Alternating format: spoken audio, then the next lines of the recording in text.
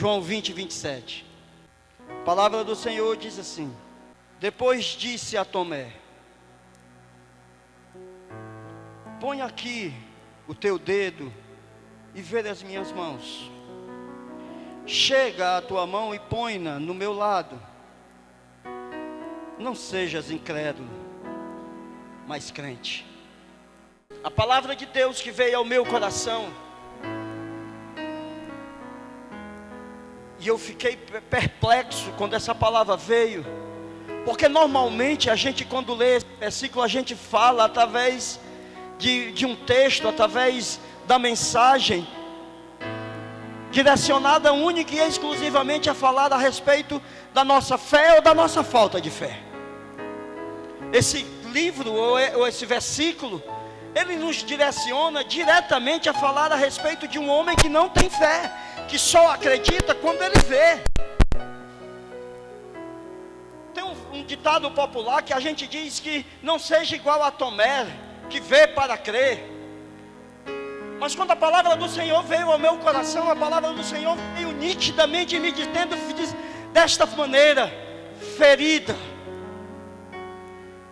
E eu disse: Senhor, o que tem a ver ferida com esse texto? E aí a palavra de Deus me fez algumas lembranças, me trouxe algumas lembranças, Adson. E Deus é muito lindo quando eu me deparo com um texto, que Ele me tira desse texto para uma realidade que eu ainda não tinha absorvido, que eu ainda não tinha pensado, que eu ainda não tinha penetrado com a profundidade com que Ele fez com que eu penetrasse. E eu tremo na base, quando Deus me tira do natural e me leva para um ponto onde eu não ouvi ainda ninguém falar a respeito disso. E aí Deus me trouxe a lembrança de quando eu era criança. Meu Deus, quanto tempo! Eu tinha 5 para 6 anos. Eu estava brincando na cozinha da casa da minha mãe, dos meus pais, e meu irmão Roberto, que ele é mais velho do que eu. E aí naquele tempo, meu pai usava brilhantina, que era para poder ajeitar o cabelo. Quem é da minha idade sabe que brilhantina era usada muito. E aí o meu irmão disse para mim: vamos brincar. E aí era brincadeira nossa, era brincar de brilhantina. Ele foi no fogão, a lenha que tinha na minha casa, e pegou cinza. E com aquela cinza ele brincou, fez lá um negócio e passou essa cinza num ponto da minha cabeça. A cinza não estava fria, a cinza ainda estava morna. Quando ele aplicou a cinza na minha cabeça, eu tenho um buraco aqui para provar para os irmãos. Aquela cinza quente queimou o meu casco, queimou a minha cabeça. A minha mãe correu, lavou, mas nunca mais nasceu cabelo na minha cabeça, nesse local. A minha mãe me conta, eu não me lembro, que criou uma ferida grande, profunda na minha cabeça. Ela teve que tratar isso com pomadas, com umas coisas, uns remédios caseiros. Passaram-se dias, ela disse que eu chorava de dor por causa daquela ferida na minha cabeça. Mas hoje esta ferida na minha cabeça, que eu tenho uma marca aqui, ela não dói mais. Ela apenas ficou a marca. Eu tenho uma marca aqui para provar do dia em que essa ferida me feriu, me machucou, me fez chorar e doeu. Mas não dói mais. Edson, hoje ela é só lembrança. Aí o Espírito me fez me lembrar de um outro caso, em que eu com 7 para 8 anos, estava brincando de super-homem. Botei uma toalha nas minhas costas, amarrei, subi uma janela que tinha no quintal da minha casa e gritei para o meu pai: eu sou um super-homem, papai.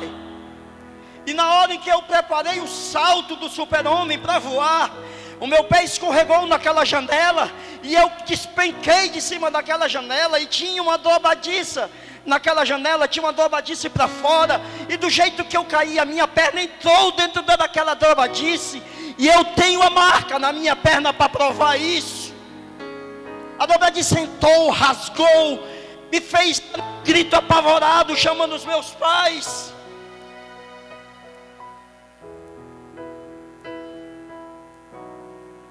Mas a ferida cicatrizou. E ela hoje é para mim apenas lembrança. Quando eu falo, eu me lembro da dor que eu senti. Quando eu falo, eu sei exatamente qual foi a dor que eu senti, Débora, mas eu não sinto mais. É apenas lembrança. Eu me lembro de um outro momento em que eu estava brincando na rua com os amigos, o meu irmão, nós estávamos brincando no meio da rua, na frente da nossa casa. 1968, 1969, por aí. Aqui era só mato. E eu não sei porquê, Adson. De repente começou aquela briga que dá no meio de grupo de meninos que estão juntos. Sabe aquela história de menino, muito menino junto, de repente sempre acaba em confusão, em briga. De repente começou uma briga que eu não sei de onde surgiu. E aí corre para cá, corre para lá, e aí formou-se dois grupos. Um a favor do nada e o outro a favor de coisa nenhuma. Porque ninguém sabe de onde surgiu aquilo. O que eu sei é que começou a chover pedra. O grupo de lá jogando pedra no de cá, e o de cá jogando pedra no de lá, e salve-se quem puder. De repente uma pedra acertou em mim. Eu senti quando a pedra bateu em mim. Mas como eu estava no sangue quente aqui, eu jogando pedra, um pouco tempo depois eu senti como se estivesse escorrendo um líquido gelado pela minha perna. E Deus aqui me fazendo lembrar daquele líquido, eu sinto hoje como se eu tivesse sentido naquele dia, aquele líquido gelado escorrendo na minha perna. E eu passei a mão, e esse dedo entrou até a metade na minha perna. Claro que não era desse tamanho o dedo, que eu era uma criança. Mas ele entrou e eu disse, perdi as forças e caí no chão e gritei: ai, vocês me mataram. Foi uma dor dilacerante, uma dor que eu nunca tinha sentido antes. Aquele dedo entrou, e aí foi que eu percebi que aquela pedra tinha me acertado em cheio na perna e tinha feito em mim um furo enorme. Eu ainda tenho aqui na minha perna o desenho de um coração, porque a cicatriz formou um coração na minha perna. Eu me lembro disso hoje também, mas isso não dói mais. Eu me lembro agora falando, eu me lembro da dor que eu senti, mas não dói mais, cicatrizou. Essa dor, ela não é mais sentida por mim. Passou. Todos esses ferimentos, todas essas feridas, presbítero Antônio, doeram muito na época. Hoje elas são para mim apenas lembranças. Elas não doem mais.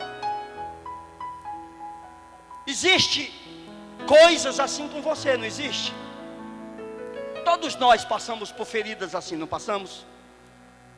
Alguns mais, outros menos.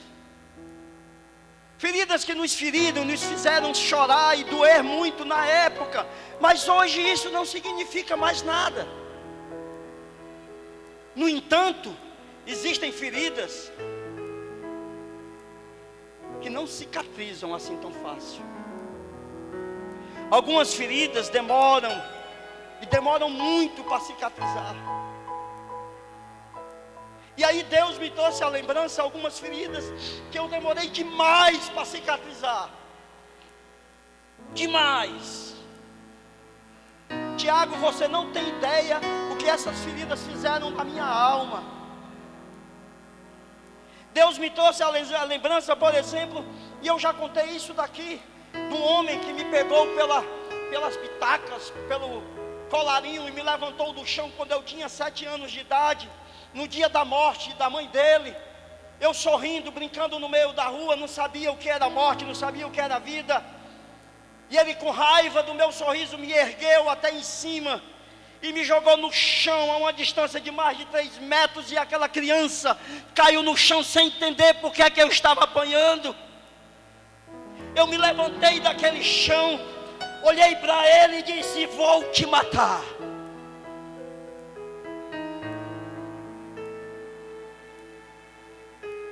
Passaram-se 20 anos, eu já estava casado.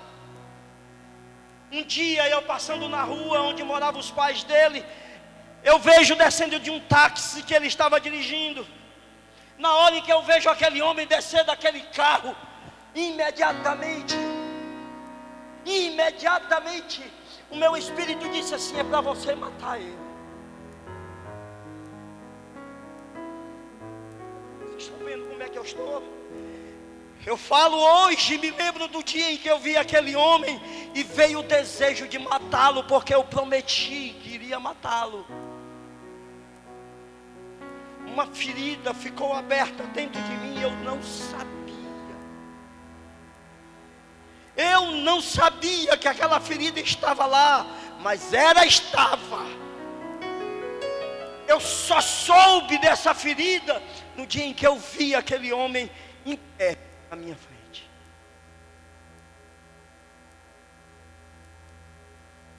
Ferida que não cicatrizou. Eu fui falar com aquele homem. Eu já era crente nessa época. Fui pedir perdão a ele, porque senão eu tinha que matá-lo.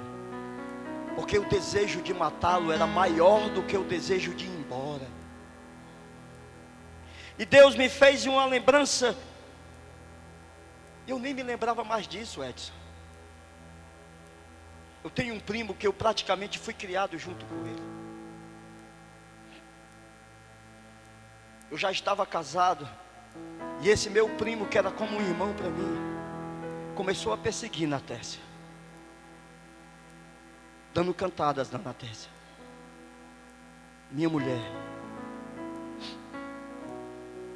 Ia para frente do curso onde ela fazia, ia para frente do trabalho dela, perseguindo minha mulher, dando cantadas à minha mulher. Quando eu soube, irmãos, do jeito que eu estou aqui, eu entrei dentro do carro, coloquei uma faca na cintura, saí catando esse cara em todo canto. Natécia correu para a casa dos meus pais para avisar. Eu já era crente. Meus pais avisaram para a casa dele. Quando eu cheguei lá, Edson, não tinha mais ninguém lá. Eu passei 7 dias da minha vida andando de carro para cima e para baixo procurando o Dedé.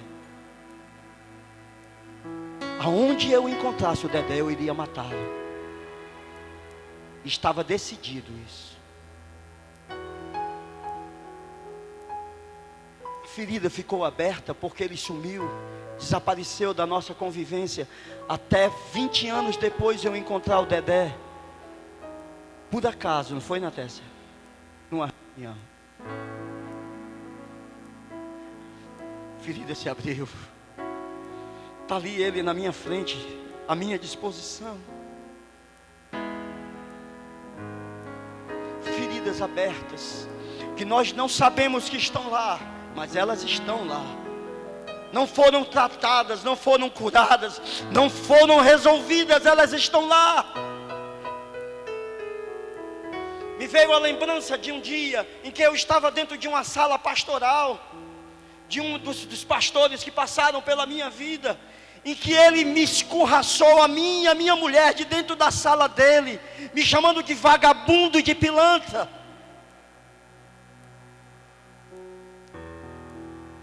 Passei dias, meses, anos dizendo para esse daí que está sentado, que no dia que ele cruzasse na minha frente, ele ia ver quem era o vagabundo e o pilantra. Ao invés da cura, Muitos de nós procuram resolver as suas feridas da forma como eu procurei resolver as minhas.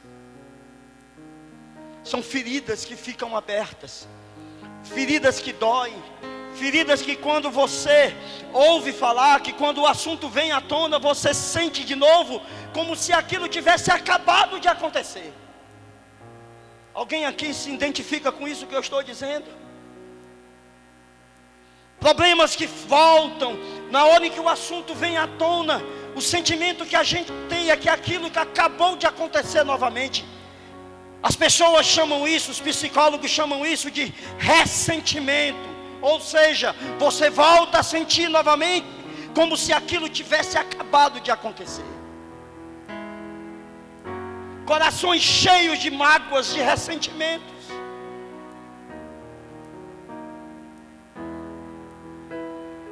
Estas feridas ficaram sem cicatrizar.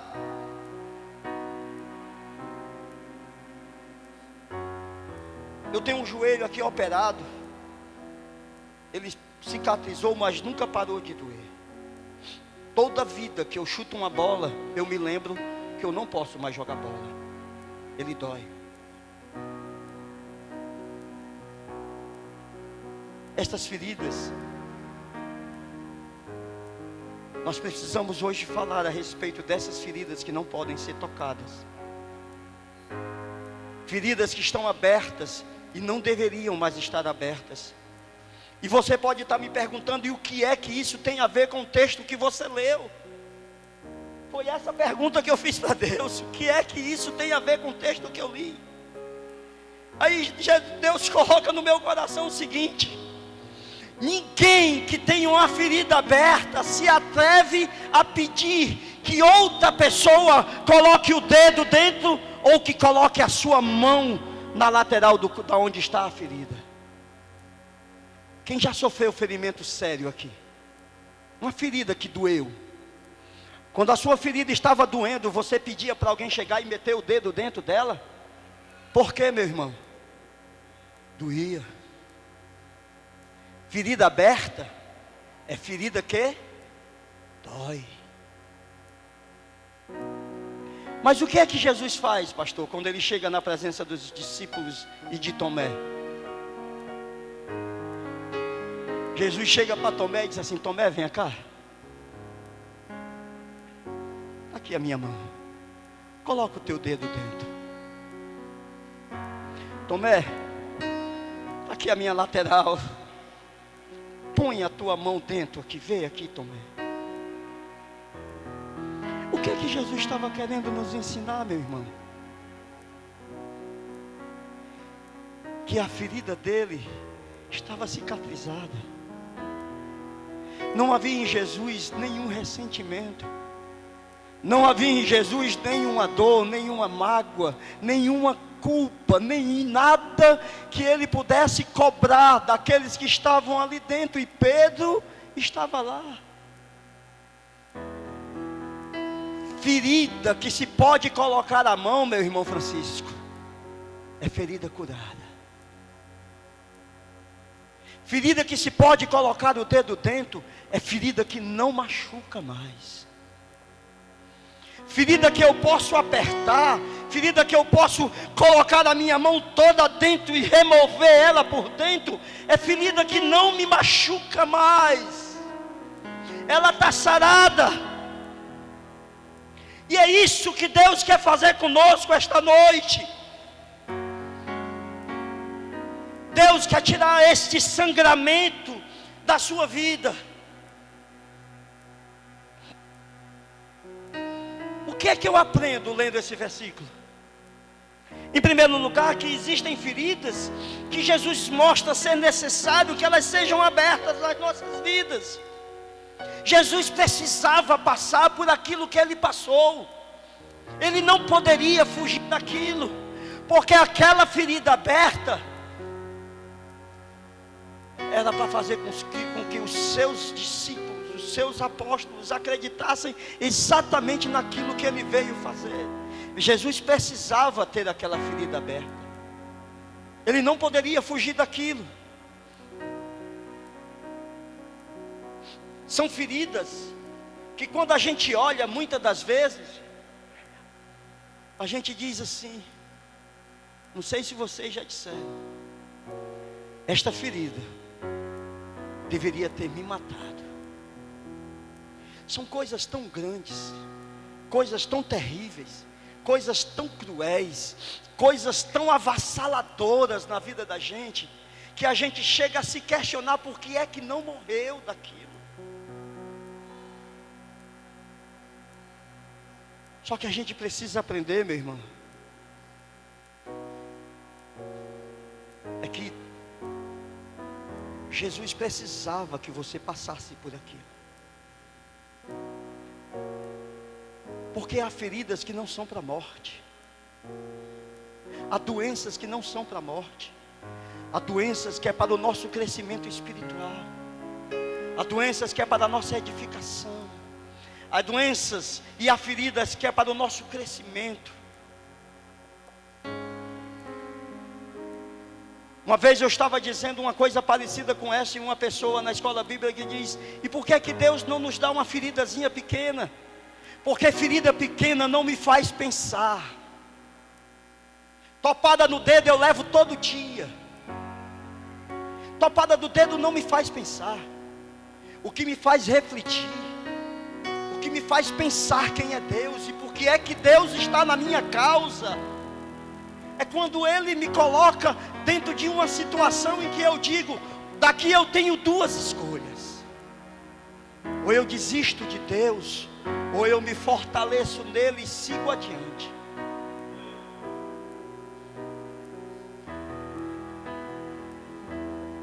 Uma topada não me faz pensar isso. A dor de uma topada é só, muitas das vezes a gente diz assim: sai Satanás, né? Que a gente bota como se fosse Satanás tivesse botado a pedra no meio para a gente tropeçar. São feridas que com certeza irão nos fazer sangrar, mas como as minhas, com o tempo, você nem vai se lembrar mais delas. Em segundo lugar, lembre-se, passados os dias necessários para a cicatrização das feridas, você precisa ser a fonte utilizada por Deus para fortalecer os seus irmãos.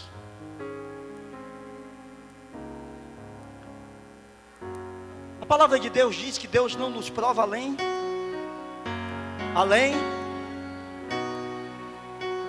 do que nós podemos suportar. Né, Mauro? Já passamos, não já? E Deus já nos levou a um patamar muito próximo daquilo que a gente pode suportar. Mas até onde Deus me levar, é porque Ele sabe na realidade até onde eu posso ir. Não são as minhas leves,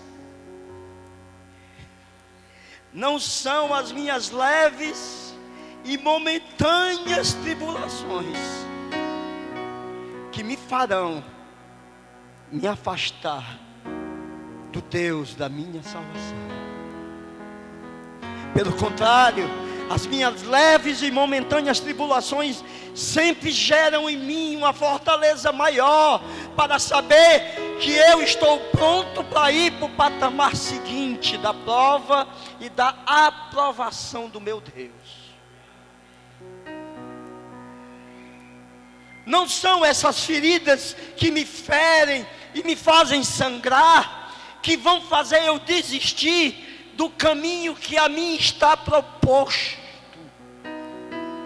Porque a mim está proposto um caminho, e eu nele vou seguir até o dia, ou até aquele dia da vida do meu Senhor. A palavra de Deus diz que eu sei que o meu Redentor vive, e eu sei que Ele é capaz de mover céus e terra, para ver cumprida em mim a sua vontade. Tenho feridas, sim. Tenho muitas feridas.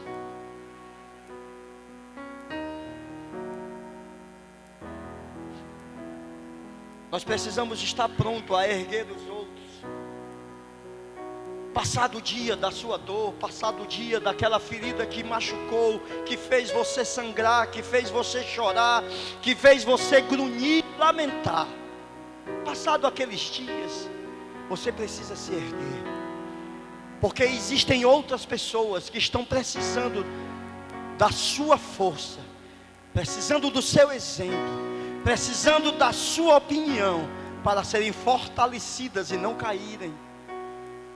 Vocês já imaginaram se Pedro tivesse fraquejado? A alma de Pedro foi ferida, e foi ferida até a morte. Passados os dias de choro, de pranto de Pedro, Jesus vai à procura dele, o ergue de novo, o trata, o ajeita, o conduz de novo no caminho, porque Pedro precisava ser exemplo para os seus irmãos. Feridas profundas. Nós temos um outro que sofreu uma ferida profunda na alma. Os irmãos conhecem a história de Davi e Betseba. Davi pecou com Betseba, adulterou com ela. O profeta Natan vai a Davi e o repreende. Davi se arrepende, mas daquela união de Davi com Betseba lhe nasce um filho, o filho do seu pecado. Passados-se alguns anos, Deus enferma o menino. Vocês se lembram dessa história? O que é que Davi faz? Davi não deixa chegar para ele nem comida, nem água, nem vestimenta, e ninguém para o consolar. Passam-se 7 dias e o menino morre. Davi podia ter espraguejado Deus, Davi podia ter questionado com Deus, Davi podia ter saído dali e ter dito: eu nunca mais quero saber quem é esse Deus, porque todo o meu sacrifício, todo o meu pranto, todo o meu choro não adiantou de nada. Mas sabe o que é que Davi faz? Chega a notícia de que o menino morreu. Davi se levanta, manda trazer água à sua presença. Davi vai ao banheiro e toma um banho. Davi manda fazer um banquete e come. E Davi vai de novo e vai governar o seu reino. Passado o seu momento de luto, passado o seu momento de dor, você precisa ser exemplo para as outras pessoas. Não faça com que a sua dor ou as feridas que chegam até você o transforme num covarde. Levante-se, erga-se, levante-se, vá e faça aquilo que a você está proposto fazer. Eu não sei por que é que você está aqui, mas se você estava para desistir, eu estou dizendo para você: não existe nada que justifique a sua traição. Nenhuma ferida, nenhuma dor, nenhum pranto, nenhum sangue que você possa ter derramado é justificativa para o que você está fazendo com Deus.